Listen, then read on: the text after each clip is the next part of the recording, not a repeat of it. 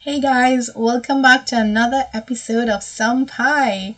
And as you can hear in my voice, it's been a while and I've been under the weather and I'm finally back out. And by request, I have chosen to do an integration video for the CAPE students. Okay, so we're going to get straight into it because hopefully this isn't going to be a long one. All right, so some of the basics of integration that you guys should be able to recall are the following. So first of all, that famous symbol kind of looks like a hook, you know. That's the integral symbol. And if you have some function of the form x to some power, the notation, the standard notation has dx associated with it, and this is one of the fundamental rules in integrating. Your integral sign followed up by some function, and if it's the variable involved is x, then you're going to be integrating with respect to that x.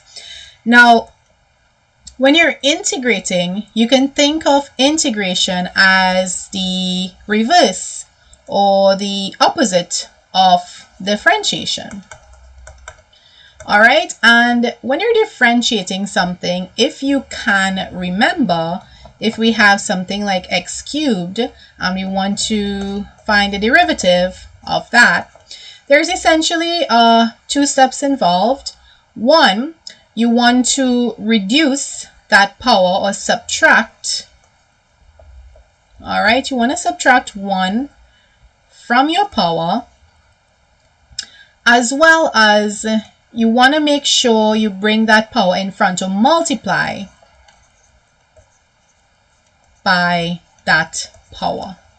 All right, and since I said we want to think of integration as the reverse or the opposite of differentiation, then guess what? When you're integrating, the steps involved are the exact opposite of the steps involved for differentiation. So with integration, what we're going to do is instead of subtracting 1 from our power, we are going to add 1. So we're going to get n plus 1. And then finally, the second step, instead of multiplying by that power, we are now going to divide by that power. And then finally, with integration, we have something attached to the final answer called, it's usually denoted by the letter C. And this letter C is called the constant of integration. Just having a short time lapse of my pen. So guys, apparently even my pen doesn't like integration. Now I'll tell you guys up front, there tends to be a bit of a mind block when it comes to integration. You all need to understand that yes, the topic can be long and there's a lot of different types of integration involved, but the key component to thoroughly being able to do integration flawlessly is to expose yourselves to as many different types of examples as possible. All right, so on screen, what I'm going to do with respect to this first basic of integration is give you guys a little bit of an example to look at so we can see its application. So let's consider a question of the following nature. Let's consider that we wanted to integrate something like x cubed with respect to x. So this is our question.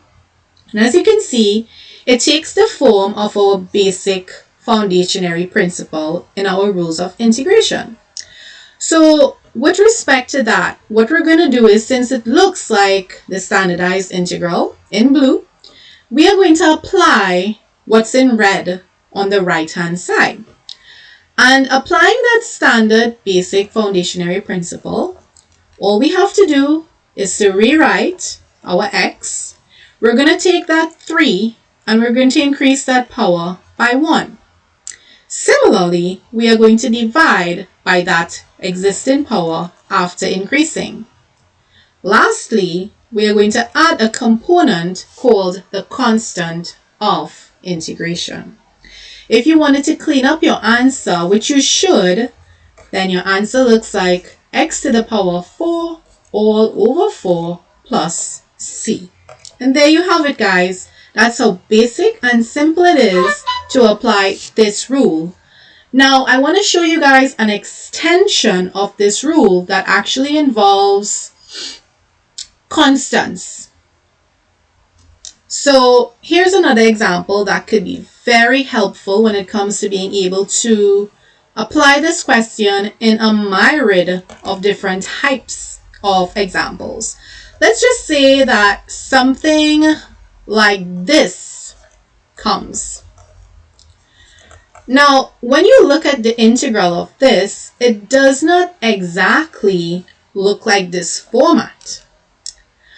But in integration, what you can do when you have constants that are to the front, whether they be square roots, negative numbers, positive numbers, fractions, you can actually pull out that constant outside of your integral sign, such that you're allowed to rewrite your question as follows on the screen. Once you have sufficiently completed doing so, then you can go ahead and apply your basic principles. Applying your basic principles after the integral sign, we are going to get, and I'll use some square brackets here, we are going to get x to the power of 3, because 2 plus 1 is 3. Remember, you have to ups your power by 1, and then you're also going to divide by that existing power. Finally, we're going to add that constant of integration at the end. If you wanted to bring your answer fully together, you could have also rewritten your answer as follows. And that's it. That's as simple as these basic integrals come. Now, I want to show you guys a third case scenario.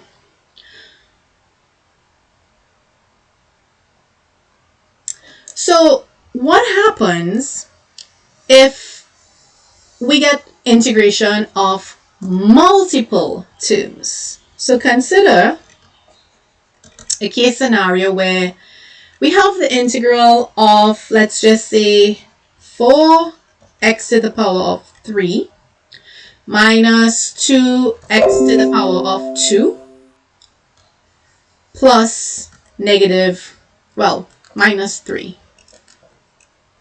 with respect to x. Now, when you have multiple terms like this, it should be expected that you have this entire expression within brackets such that the entire expression is being integrated with respect to x. Frequently, however, you would notice that those brackets are missing. This is an actual incorrect way of writing integrals. You're supposed to have those brackets present, especially if it's a chunk like that. But if you do, just take note of that fact. Sometimes they do forget it. All right. So in this question, we have a total of 3 terms. We have 4x cubed, we have negative 2x squared, and then we have negative 3.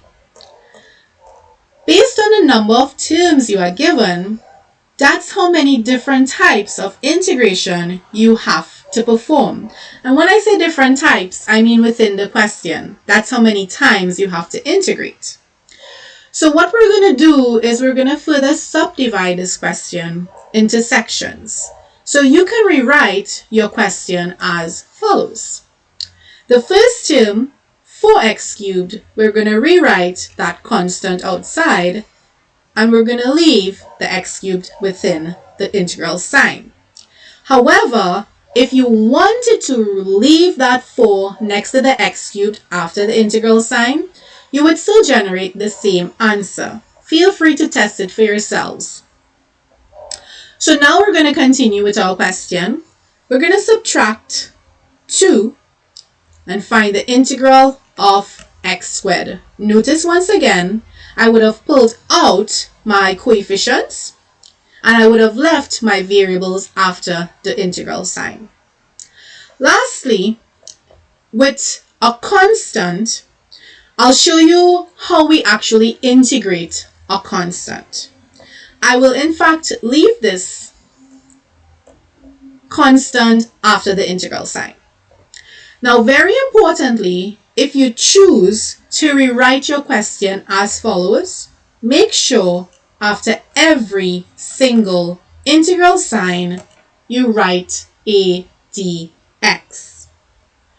Alright, so let's go ahead and integrate this question. Using our basic principles, integrating x cubed will give us x to the power of 4, adding 1 to that power, and we divide by 4. Because this is a continuous integral, we will add c all the way at the very end of this answer. We are going to follow up with minus 2, and we're going to integrate x squared to get x cubed on 3. And then finally, like I said, I would step to the side and show you guys how we integrate a constant. So here's a special rule you can memorize. The integral of any constant, let's just say k, with respect to x is simply equal to that constant multiplied by the variable you are integrating with respect to. So for example, if our constant were 5 and you were integrating with respect to t, then you would write that constant down and your variable would be t because you were integrating with respect to t. So that's your second rule there. The integral of a constant is simply the constant multiplied by the variable you are integrating with respect to. Using this rule and applying it to the integral of 3, we will therefore simply get 3x. Take some time if you need to go through it one more time. Now that we have finished integrating, what you can do is look through your solution and see if there's anything that can actually cancel. For example, we can cancel the 4's in that first term. In the second term, we can bring things together by removing those brackets. So let's go ahead and continue rewriting our final answer to look nice and neat. So we're going to get x to the power of 4 minus 2x cubed over 3 minus 3x plus that final constant of integration. And that's it, folks. That's the final answer. Now, a lot of students have questions such as, when do you actually remove that integral sign? And it's very easy to know when to do so. I always tell kids that if you have not integrated and all you are doing is simply rearranging your question or splitting it up, then do not remove your integral sign. The symbol, once used, then should be removed. So once you have added 1 to your power and divided by that number, you have essentially integrated. Hence, integration has been done. You can remove your symbol. You have already used it. Okay, guys? Now, also, with a question like this second line is not necessary. Some students can go straight from this question into this third line. You can perform integration straight across, just like that, if you really prefer not splitting it up. The choice is yours. Both ways are completely correct and mathematically sound. Okay, guys, so those were some of the basics of integration. Up next, I'm going to attempt to show you guys a bit of exponentials and how we would go on to integrate exponential functions. Stay tuned. Okay, guys, great job. If you needed to take a break, you can always press pause or you can stop the video and you can always come back. It's a lot. Maths can be a lot sometimes because it's a lot of rules you got to memorize. But the more you practice, the less you got to memorize. Okay, just remember that. So we're moving on to integrating exponentials. So I am hoping that your teacher would have given you something called a table of integrals. And a table of integrals basically involves a standardized table that has the integrals of certain functions, all right? But instead of doing the table of integrals on screen and drawing one up, I am going to attempt to do each type individually. All right, so standardly, if your teacher has given you the table of integrals, you would notice that one of the integrals present that you are seeing is the integral of e to the power of x with respect to x. That e simply stands for the exponential function, and it's not a standard algebraic function like we just did before.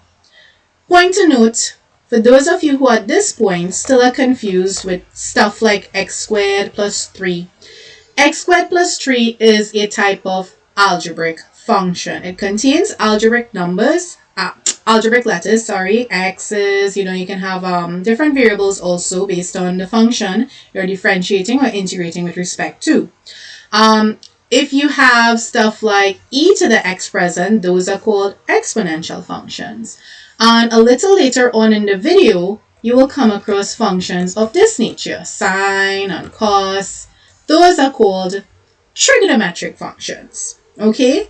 And all of these different type of functions have special standardized integrals that you need to recall and remember and be able to apply. Okay, so let's get into this one here. Now, the standard integral of e to the x, interestingly enough, is actually e to the x. That's the same as when you're differentiating, and that's very beautiful. The only additional thing you would do is add c. That constant of integration is actually present for every single type of integration that you will ever come across. So get accustomed to always writing it at the end of your answer. All right. Now, by extension, just as with differentiation, you can have an exponential function having a power. Now, in integrating an exponential function, it's just the reverse of differentiating. All right. Similarly, you would rewrite your exponential function, put that plus c at the end, and then you would observe your power. The essence of exponentials are always present in that power. Here's the trick. When you are integrating an exponential, you are actually required to find the derivative of that power. That's correct, you heard me right. When you are integrating exponential functions, you are actually expected to find the derivative of the power. That's the same thing for differentiation, right? So the derivative of 2x minus 2 is 2. But now, here's the difference, or the opposite, or the reverse from differentiation. With differentiation, if you had to differentiate this question, you would place that 2 in front. But because it's different integration we're doing, instead we're going to divide. Some students prefer to rewrite that all over 2 as a half, and they place it in front of their exponential function. Both ways are completely correct. The hardest thing I would say that students have quite a bit of a challenge is understanding why you would have to differentiate the power in an integration question. And it all comes down to that chain rule. But for today, we're not going to apply that chain rule. I'm just giving you guys a shortcut to seeing how to integrate exponential functions. Let's look at another example. Okay guys, so let's consider this question. What if we have the integral of e to the 4x minus 5 plus c, and we have a little constant in front. Remember from previously, not plus c with respect to x. Remember from previously, I was saying that when you have a constant in front of your exponential or in front of an integral, you can simply pull it outside. So you could choose to rewrite that 2 on the outside if you liked, or you can leave it within. I think I'm going to leave it within so I can show you guys different ways of doing a question. So once again, when you're integrating exponential functions, you simply rewrite your exponent. And because in this question we have an existing constant, we're going to write it in front. We're going to put our plus c. And then finally, there's one step we need to take. We need to observe our power. We need to differentiate our power. What is the derivative of 4x minus 5? That's just 4. And then we need to divide by the existing derivative.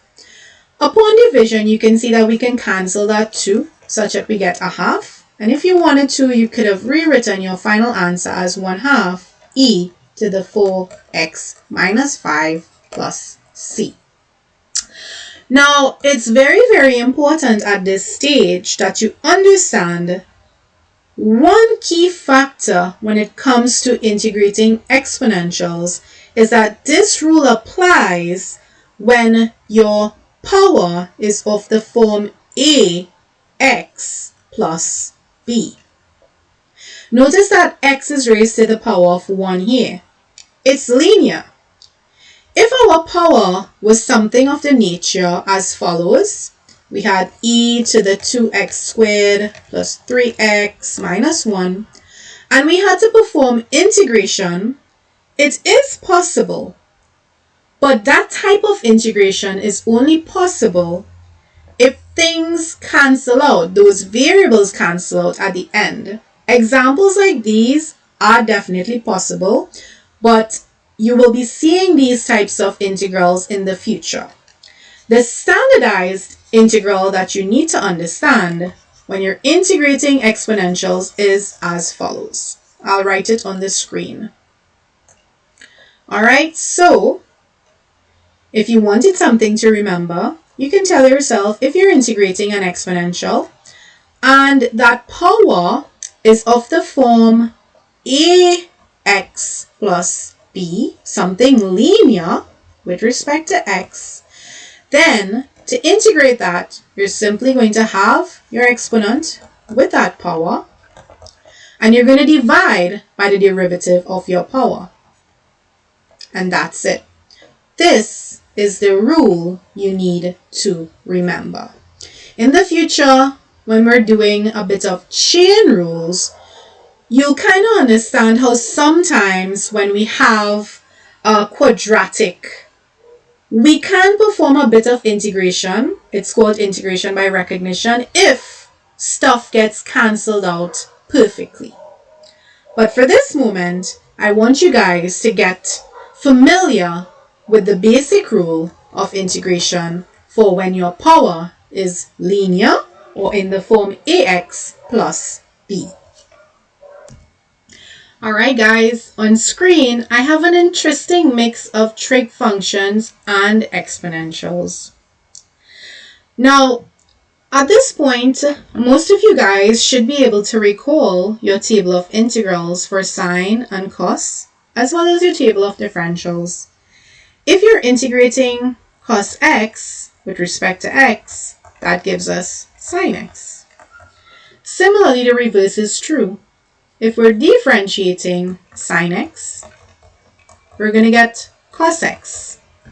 Some students memorize 1, and then automatically the other side would be the table of integrals, since the reverse is true. It's up to you. Now, like I said, in this question, we have a mix of exponentials and trig functions. And from previously, I was saying something about sometimes that standardized rule of integrating exponential functions with respect to a linear power is not always the case. For example, in this question, our power is not of the form ax plus b. Yet, integration can be done. This type of integration is actually called integration by recognition. And I'll explain a little bit further by first attempting to apply what we know to this question. What we know based on the base rule of integration is that when you're integrating an exponential function, first of all, write down your function, existing power and all. We go ahead and we write our plus c. Once again, if you have constants, what you want to do is simply rewrite your constants. That integral sign would not be there if you have already integrated. But in this case, what we have are trig functions. And when you have trig functions and they're in terms of x, it's a little bit tricky. But I'll show you the solution to the trick. Let's go ahead and rewrite that existing cos x right where it exists, in front. Now, we're going to observe that power present, which is sine x, and using our basic rules of integrating exponentials, the rule says we have to find the derivative of the power. Now, the derivative of sine x is cos x. And what you do when you're integrating is that you want to divide by the derivative of that power. So we're going to divide by that cos x. Do you see what's going to happen here? You are going to end up having those two cos x's cancel each other out, such that your final answer is a clean one where we did not make our answer more complicated and we did not have any additional trig functions attached or introduced. This type of integration is called integration by recognition. Honestly, I'd say it's one of the most difficult types of integration because it's one where a student has to know their table of integrals thoroughly. They have to really understand to apply this type of chain rule or trick, if you want to call it, requires that a clean cancellation happens if you're differentiating the power of the exponent. Had we had something of the following nature, such as cos squared x, then upon cancellation, we would have been left with another existing cos x attached to the answer. In a case like that, because we have a remnant of a trig function remaining, this type of integration would not be possible using this method. So, one of the conditions required when you're doing this type of integration by recognition is that you should make sure that there's a clean cancel of your numerator and your denominator.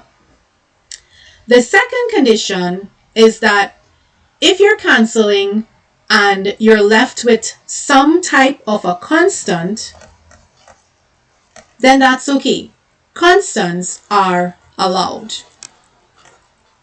For example, if in this question we had to find the integral of 2 cos x, let's just say we had a 2 in our question, then that 2 would have been brought down, and then in our final answer, we would have still had to have a remnant. It would not have been a clean cancelling, but that's allowed. You can have constants remaining. All right? So guys, take note of examples like these where your power is essentially not of the form ax plus b, yet you can integrate using the same principle if these conditions are met. That's my shortcut method to showing you guys how to integrate exponentials, and I hope it helped. Alright guys, so stay tuned. We're going to keep going, and in this session I would like to expose you guys to indices up next. All right, so on screen, you're looking at a fraction. Now, it's not an exponential, it's an algebraic form, but it's a fraction. And there exists no rule really in integration that allows for you to really integrate something like this as is. So what you need to do is you need to apply your rules of indices. If you guys are hearing a dog barking in the background, it's, I don't know, but I mean, every time I pause the video and I'm not speaking, the dog stops barking. And as soon as I start speaking, he starts barking. I'm being honest, and I think the dog doesn't like integration. So, yeah, just wanted to share that joke with you guys. Anywho's, moving on with life. So if you can recall, guys, if you have to rewrite something as follows, back into using the rules of indices, you would simply rewrite this as a numerator, except your power of 2 is going to be negative, and you're going to bring that up top. All right, so this stems from the basic principle where if you have 1 on x, it's simply equal to x to the power of negative 1. All right, basic rules of indices. Now you would notice a couple of things that I haven't done. 1, the integral sign is still present. 2, I have left my function within brackets. The reason my integral sign is still there is because, guys, we have not integrated anything. What we did is rewrote the question using our rules of indices so that it's easier and clearer to figure out the answer. Let's go ahead and actually integrate now. So when you're integrating a question of this nature where you have a chunk, I like to call this a chunk. All right, that's called a chunk. We have a little kind of a linear function within brackets there. The easiest way to integrate this is to go ahead and apply a rule of integration, which is to add 1 to your power. So to that 4x plus 3, we're going to go ahead and add 1 to our power. And similarly, we're going to also divide by that existing power. Add our constant of integration. But wait, there's something else. Whenever you have brackets involving multiple terms as follows, and you're integrating that, what you want to remember to do is to divide. All right, so you want to remember to divide by the derivative of the chunk. What do I mean by that? Well, I'll show you guys. So our chunk is 4x plus 3. If we find the derivative of 4x plus 3, that simply results in 4. And with integration, whenever you're doing stuff, you would have picked up on the fact that instead of multiplying as with differentiation, we divide for integration. Woo, I'm getting mixed up. So over here in this question, what we're going to do is take that derivative of your chunk and you're simply going to divide by it, or just put it on the denominator. And let's go ahead and clean up our answer. So on the numerator, we had 4x plus 3. And remember, even though you're adding 1 to your power here, your power is negative. Negative 2 plus 1 is actually negative 1. A lot of students make that mistake. And on the bottom as well, you're going to end up getting negative 1. So this cleans up to be negative a quarter if you wanted to write it like that. Actually, we're going to have a denominator present. So let's write it as a fraction. All right. So we're going to leave our answer as a nice little fraction here. If my pen would work with me. And because we have a power of negative 1 here, we're going to bring that back on our denominator. So that's 4x plus 3 to the power of positive 1, or we're just not going to write anything. And then we already had a negative 4 from here on the bottom. Then because there's nothing left on top, we're just going to replace it with a 1. And then our constant of integration remains. Alright, so once again, when you're dealing with questions of this nature, where your denominator has a power on the outside of the brackets, I'm not talking about cases where you have like a polynomial within your brackets. No, I'm talking about outside of your brackets here, where n has a number, a value. Then you need to apply indices to change or convert your question to a suitable format for integration. And when you're doing so, you're always going to actually end up getting a power that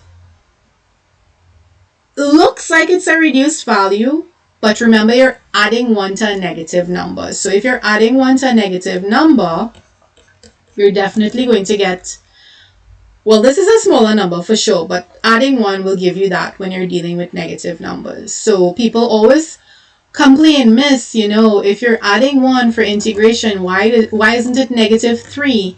Because negative 2 plus 1, honey, is not negative 3. Alright, guys? So I know it takes a while to get accustomed to it, but you guys will get the hang of it. Alright? And that is the final answer to a question like this. Pause the video if you need some time to understand it. Once again, you would hear me using the terms chunk a lot instead of like chain rule and so on and so on. Maths has a million different methods. Mathematically, the chain rule is logical and it is correct. But I mean, sometimes if there's a different way you can choose to remember how to work something out, I feel it's only fair that I share it with you. So this is my shortcut method of not having to memorize all those chain rules and so on. But please understand that hidden within all these shortcuts is that chain rule. Alright, guys, so stay tuned. I think I'm going to try one with a square root, and you guys can see how we'll integrate something of that nature. Stay tuned. Alright, so let's consider another example here. So in fact, I wanted to make my pen a little bit bigger. Okay, that's better. You see, I started talking and the dog started barking. Let's consider this question here. What if we have the integral of 2 all over the square root of 5x plus 1 with respect to x? How are we going to do this question? Think. Well, if you can remember from basic principles, once again, rules of indices, if you have 1 over the square root of something, or rather, let's start from the very basics.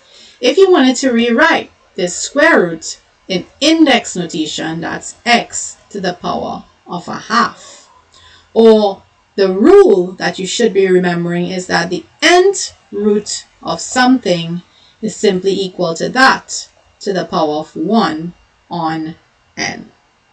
And by extension, just so you know, in case you ever forgot, if under those brackets you had like a different letter, let's call that m, then that extends into the numerator being m and the denominator being n. These are things you need to know like nobody's business if you want to be able to do algebra, advanced math, integration flawlessly. Learn them, use them well, and memorize them. If you're not practicing examples, you're going to have to do the hard work and memorize. If you're practicing examples, they're going to come naturally. Okay, guys. So based on these basic rules of our indices that we have here on the right hand side, let's rewrite our question, shall we? So I'm going to decide to pull that constant outside my integral sign and rewrite my square root. Actually, let's take one step at a time. I'm going to just simply pull out my constant first. The integral sign remains because I have not integrated as yet. Next step. Now I'm going to write my denominator as a indice or as an indice. No English teachers here. So I'm going to remove the square root sign, and then that becomes the power of 1/2. Notice my integral sign still exists because I have not integrated. Next up, I am actually going to bring that denominator as a numerator. So I'll get 5x plus 1, and it will be to the power of negative 1/2 with respect to x. All right? Now, I think I am ready to integrate. So this is an example where you have a negative power as well as it's a fraction. Don't get scared. I'll show you how the same basic rules apply. So let's go. Integrating this question, we have a chunk first of all. So we're going to go ahead and write that chunk right back. 5x plus 1. Upon integration, we have a two-part component. We're going to have that power where we need to add 1, and whatever value that gives us, we also have to divide by the exact same number. We put our plus c at the very end, and one last thing we do when we have a chunk is to differentiate the chunk. What is the derivative of 5x plus 1? That's equal to positive 5. So finally, last step, we are going to divide by the derivative of that chunk. That takes care of messy situations. Now we're ready to finally simplify. What is a negative 1/2 plus 1? Well, 1 minus 1/2 is a positive 1/2. So let's change that there. So this works out to be 1/2. And this also works out to be 1/2. So on the denominator, what you really have is 5 multiplied by 1/2, which is actually 5 over 2. Instead of having something like that present on your denominator, you can simply flip it. If you're dividing by 5 on 2, you're really multiplying by 2 on 5. Does anything cancel? Doesn't seem so. So our last step would simply be to bring in that 2 from the outside. So 2 multiplied by 2 gives us 4. And that's it. That's our final answer. If you wanted to, you could have brought your power, you could have changed it to a square root. Let's do that.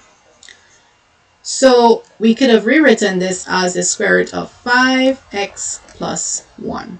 And I think that's it. That looks sufficiently nice and neat. And maybe actually, I think it'll look nicer if I wrote the fraction in front. So let's do that. 4 on 5. Yeah, I think it looks neater. So this is my final answer, guys. Notice the steps I took to simplify at the end. All right, and that's as simple as you would take to integrate a question like this.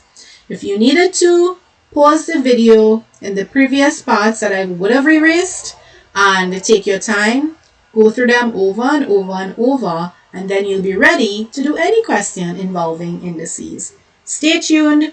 Up next, I'm just going to show you guys the learn function, and then in another video, because this video is getting a little lengthy, in a different video, I'll show you different types of recognition integrals as well. So stay tuned for our last one, learns. All right, guys, we're back. And on screen, what I have written for you guys are the two basic integrals when it comes to logarithms. Lns, logarithms, however you see them, they actually have the same integrals and derivatives. All right, so sometimes you would see integrals of ln, sometimes you'll see it as logs, right? But you're going to get the same standard integrals and differentials. So the first new thing you should be looking at is the presence of a ln function, or sometimes we call it ln of x. This is called a logarithmic function. What did I say? A logarithmic function. All right. And these functions are easily recognizable because they tend to come in the form of the integral of a fraction. So in the first standard integral, you'd notice that we have 1 over some kind of linear variable x, and you're integrating with respect to x. Whenever you see a fractionated form like this and it simply has a letter on the bottom, and that's the letter you're integrating with respect to, the solution is simply ln of your denominator, in this case ln of x, and you add that constant of integration. In the second integral, standardized integral, you would notice that on the denominator this time what we have is a linear. We have some sort of a linear function with respect to x, where a and b are simply constants. Now, once again, it's in a fractionated form, and in math, we recognize this integral to be of the nature of ln. In this case, our denominator is ax plus b, so our integral would be ln of ax plus b. C-H-U-N-K, a chunk. Then we have to remember to differentiate that chunk, and the differential of this would simply be a, and divide by it. All right, so these are two standardized functions that you do have to memorize, or rather, like I say, with practice, you don't have to remember it by heart. But there's a lot of standard integrals you do need to play around with. All right, guys, so let's get into it. Let's see how we can utilize this integral in question. So here are some examples. What if we had to integrate something such as this? We have 3 over, say, x with respect to x. Now, first of all, like I said, the constant thing still applies. If you have constants involved, you just bring them out, or you can leave them there. And then you're left with 3, the integral of 1 on x with respect to x. And the integral of 1 on x is simply ln of x. And then you put plus c. You can also simply write this as 3 ln x plus c. And there you go. It's as simple as that. So that is example 1. Let's look at another example. What if you had something like the integral of 1 over 2x minus 7 with respect to x? What are you going to do? Well, once again, this takes the form of the second one, 1 over ax plus b. So according to the rule, this is going to work out to be ln of the denominator, which is a chunky monk.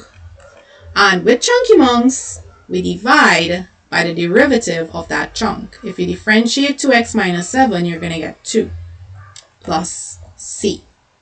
And pretty much that's it. Now, this rule truly applies when your denominator has a format of being something linear. I'll say it again. This rule truly applies when your denominator is of a linear form. But sometimes when you're integrating, if you can create a situation where you can get a cancellation of factors on your numerator and denominator, the rule can somewhat be extended, and it's difficult to see and know when you can apply it. So I'm going to do a couple of examples for you guys to see.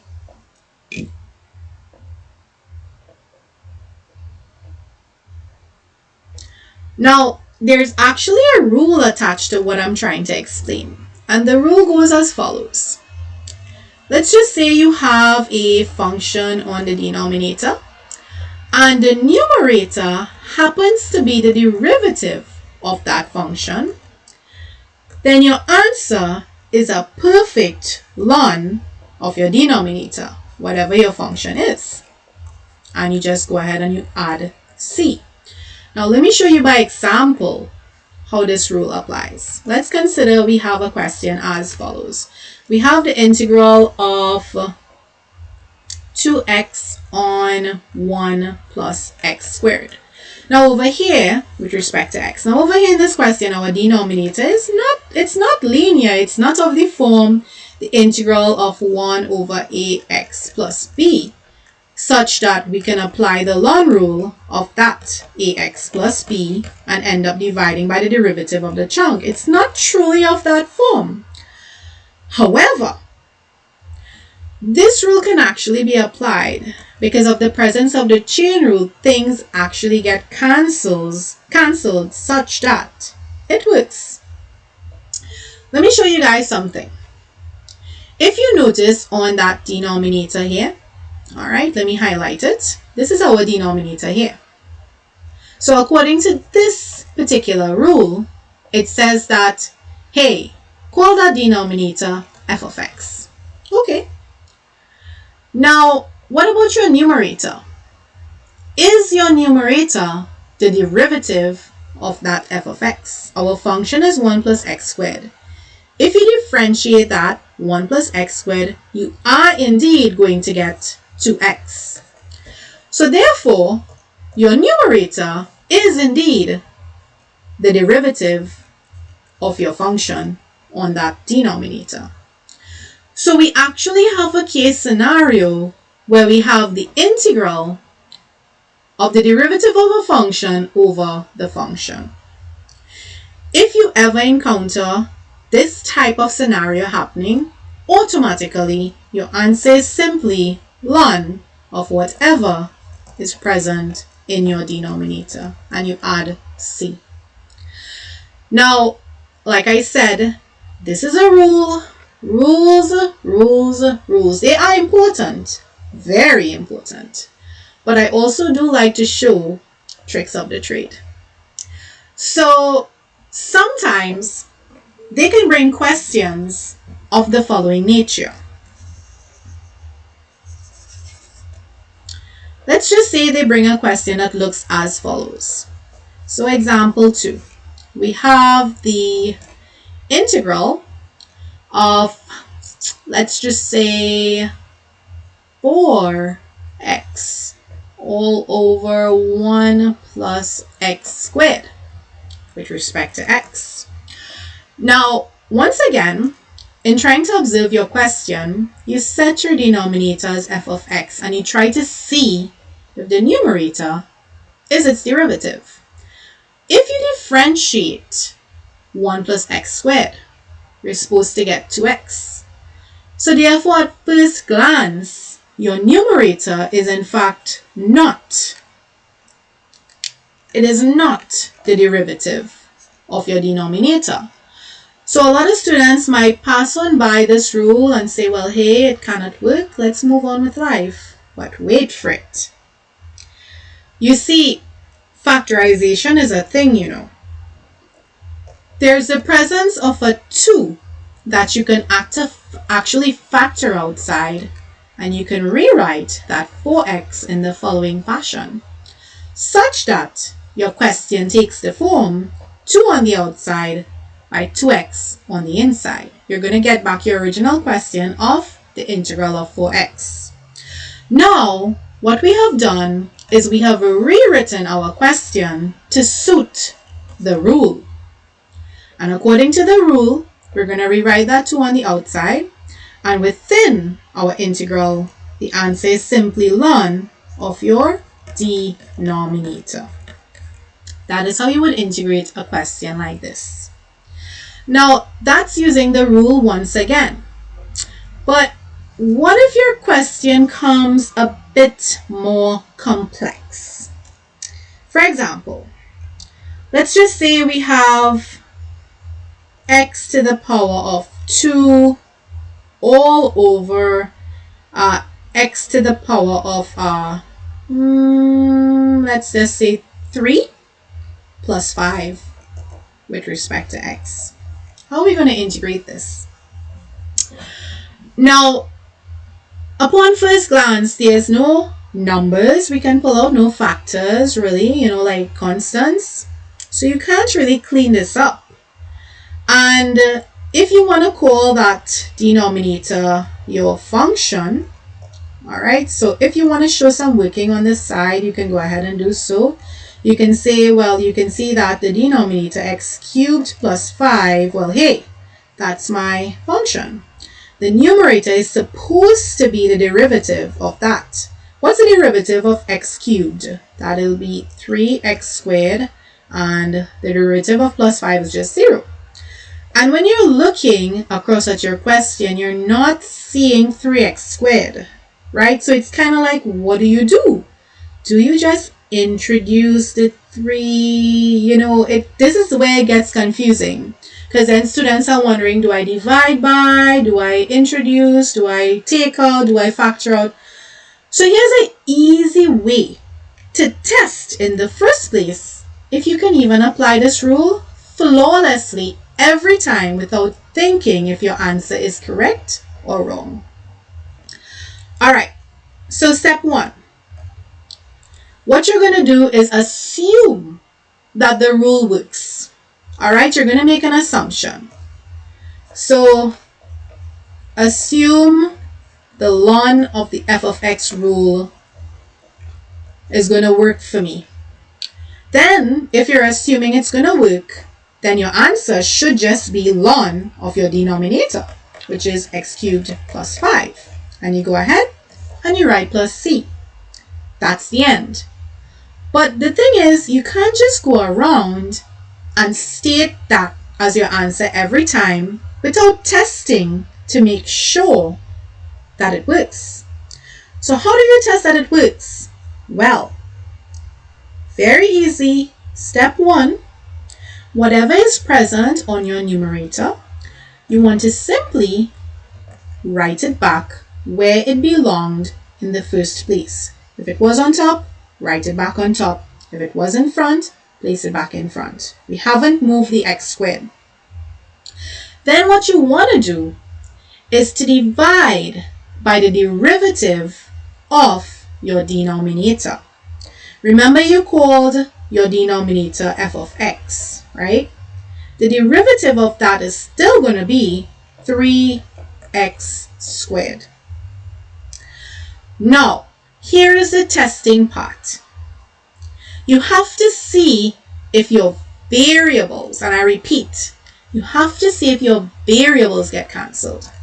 So when we're checking, you're going to see that that x squared is going to cancel out with that x squared, such that you're going to be left with 1/3 in front. And 1/3 is a nice, pretty, beautiful constant. For this rule to work, when you assume that your answer is going to take the form of ln of f of x, and you test to see if it works by writing what existed on the numerator and dividing by the derivative of your denominator, if, so these are the conditions, if and only if there is a clean cancellation of variables where only constants are left behind, whether they be in the form of fractions or negative numbers. Once only constants are left behind, or 1, everything cancels and you're just going to get 1 on 1, then you can use the rule. You can assume that the rule holds true. Let me explain myself further by doing a 4th example to clarify. Alright, so let's get on board here, guys. If you're hearing background music, I do not own the rights to the music. Hold on. Okay, there we go. Problem solved. I just closed all the windows and doors. Alright, guys. Sorry about that. It is a weekend here home, so yeah, it's gonna be noisy, right? Alright guys, so moving on with life here, I was going to show you guys a final example of when this assumption does not work. Alright, let's just say we had the same question above, but instead we had, say, x cubed over x cubed plus 5. Alright, and we want to test if this rule holds true without doing all of the complicated stuff. Recognizing that the numerator is a differential and then you have to factor out and confusing, right? Let's just go ahead and make that assumption. So we're going to start off by writing ln of your denominator plus your constant of integration. All you have to do is simply rewrite whatever you have on your numerator in front. If it was a number, you write it. In this case, it's a variable to the power of 3. Then, last step, you divide by the derivative of your denominator, which in this case is going to be 3x squared.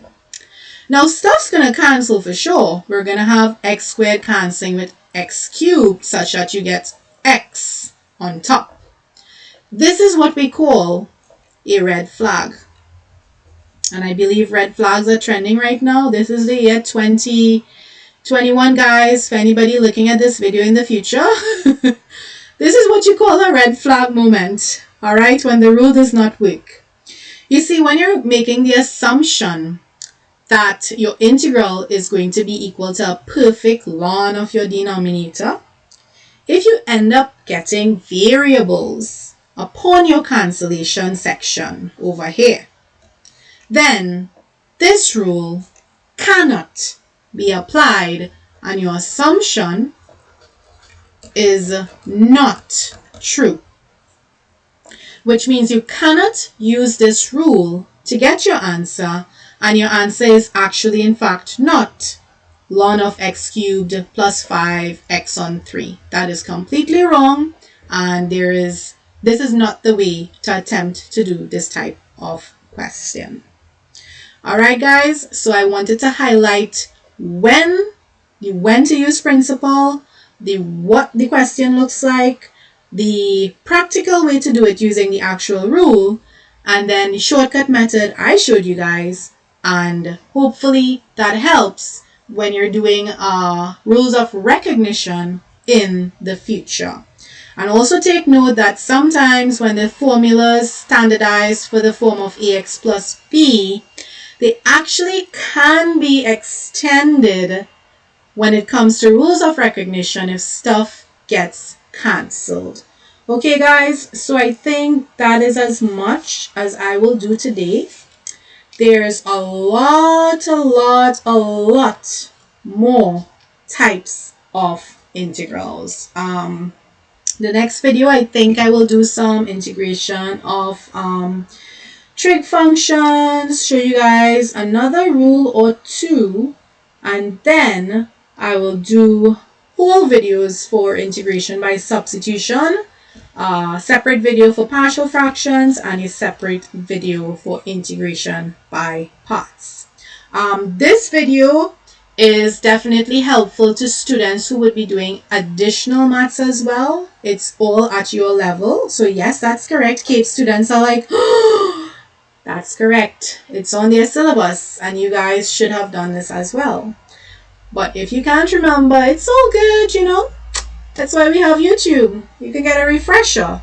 If it doesn't feel like a refresher, and first time you're seeing this in your life, then view the video a couple times, okay? There's hope. Anyway, guys, I want to say, I mean, this is not real time, so it will look kind of funny if I say enjoy your weekend, but enjoy your weekend. Take care and look forward to my next video. Stay tuned.